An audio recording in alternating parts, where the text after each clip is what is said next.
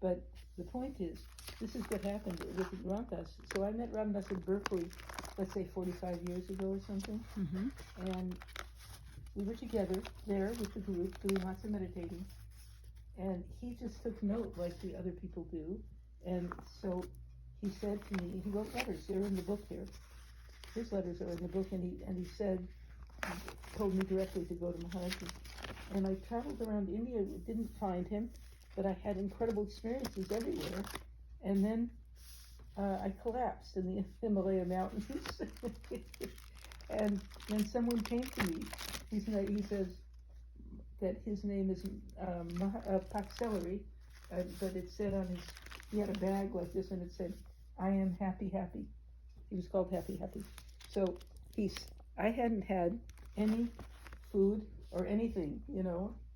I was just out there lying in the Himalaya mountains. So he made a fire and made the most delicious food and fed me.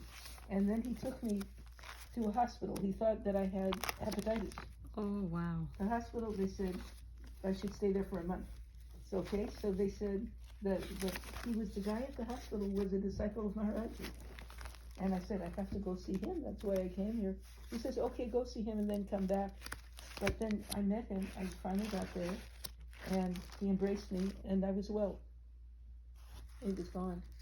So, and like this happened with our car, it was supposed to be very much out of order.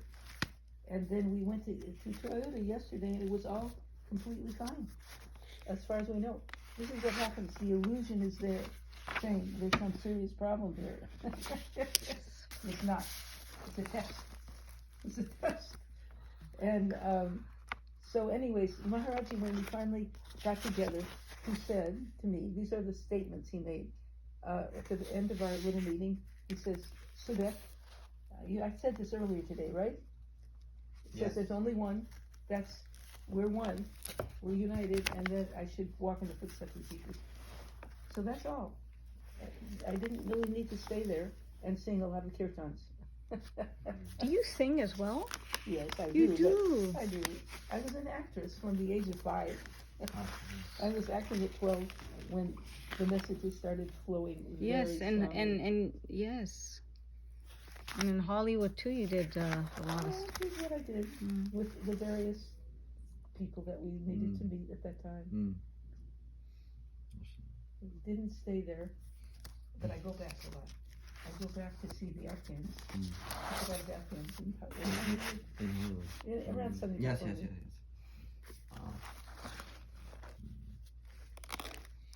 So I signed your book for you. Oh, thank you. And, no, me. And I'm going to give other copies to you guys when I add another chapter. Yes. Okay, so this You can. I'm gonna think over. I look have at some the bag ideas here. for If you this take one of those bags book, that you like, put it in.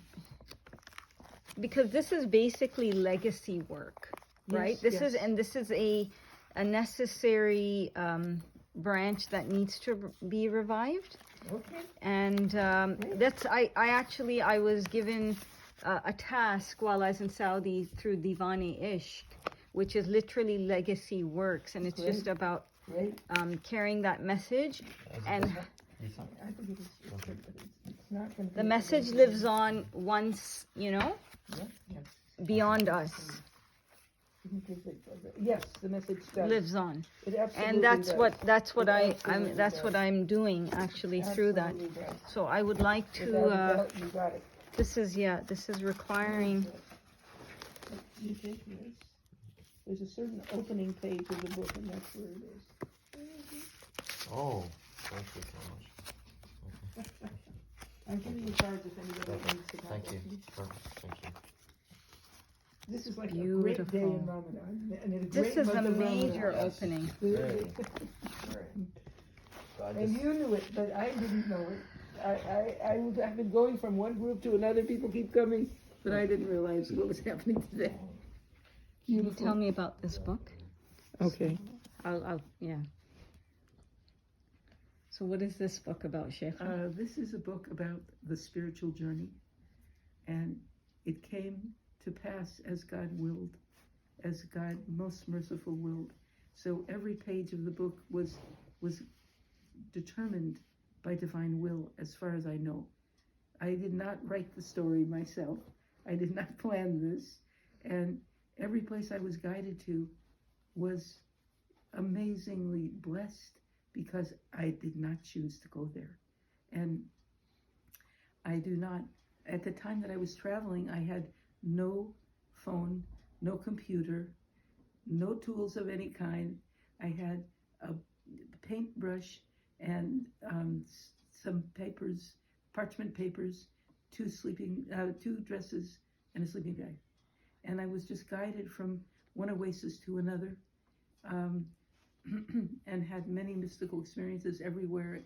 From the beginning to the end of this story, that's what it is. It's a story about yearning for divine guidance and receiving it and following it, celebrating God's praise through every station, every makam, every new level of understanding. And you realize that the knowledge was given to you so long ago. And I say that I did not convert to Islam because I remember deeply being in Alam al-Arwah, the world of souls, in the divine presence with all of you, all of the companions that keep turning up now, people that we have such a deep connection with, because that's where we met. Alastu. Alastu bi Rabbikum. Alhamdulillah. That is the story. So every level of passage has significance, but it's leading beyond all that. Beyond every station, we return to God. It's all about coming from the divine source with such blessings, and then having the amana placed in our hand, carrying that amana with us, no matter what family we were born into. You know, I was born into a Jewish family, a liberal Jewish family, but I knew that I had this treasure. I wasn't identified with any religion, but I was very much a seeker of knowledge and went through doorway after doorway in search of what was calling me from the primal beginning. And it's not personal, it's not me. The me doesn't count. This is a collective journey. We're all here on it. And then at times like this, we really reunite with our ancient companions. And that's a sign of tremendous progress. We've made it to this point of reunion and to collective endeavor to transmit this wonderful, beautiful grace to the world in grave need of light shining through the dark illusions which are trying to block our view, but it's not succeeding.